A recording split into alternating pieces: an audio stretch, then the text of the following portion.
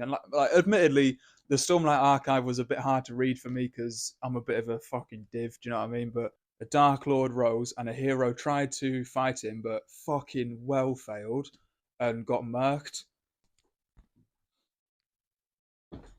This is actually going to be a really quick one because I've not fully read the book which I'm talking about yet, but from what I have read, it's touched me like so profoundly that I've just got to talk about it. So I've actually just been to the gym, hence the clothing. I'm really sweaty.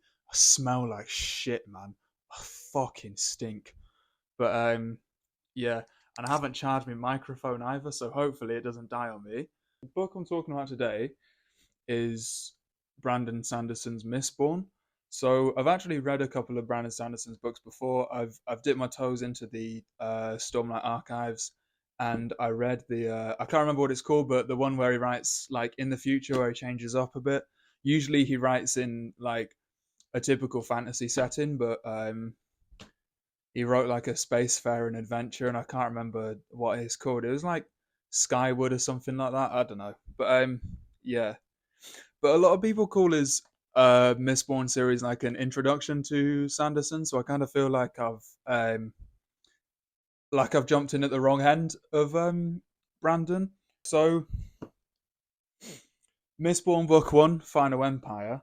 There's in the Mistborn series. There's three books in the main trilogy: the Final Empire, the Well of Ascension, and the Hero of Ages.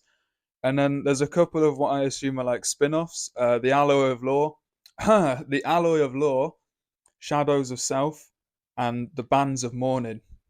Now, what I understand about uh, the Mistborn series so far is a lot with the magic system and a little bit with the world building. So basically, 1,000 years ago, a Dark Lord rose and a hero tried to fight him, but fucking well failed and got murked. And so for 1,000 years, he's ruled over uh, the final, like the country.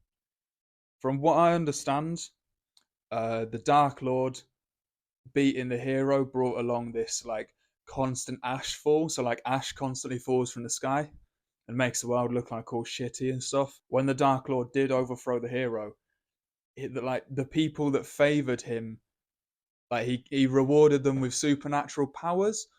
But like it's not like powers; it's magic. It's a magic system, but it's a magic system built off like ingesting metals. Let me see if I can find what metals it is. Yeah, so disregard. I couldn't find it, but like, so the so there's two type of people that can like use this magic system, and it's Mistins and Mistborns. Now, Mistins are basically like baby Mistborns. They they can only use one of the eight metals which they ingest, and like it sits in their stomach and whatever, and they can feel the magic when they focus on it. But anyway, they can only use one of them, I think, and yeah, that's it. Like they're shit Mistborns basically, and so the Mistborns are people that can use all eight. So like, there's no in between. Do you know what I mean? There's like, it's either you can use one and you're a Mistin, or you can use all eight and you're a Mistborn.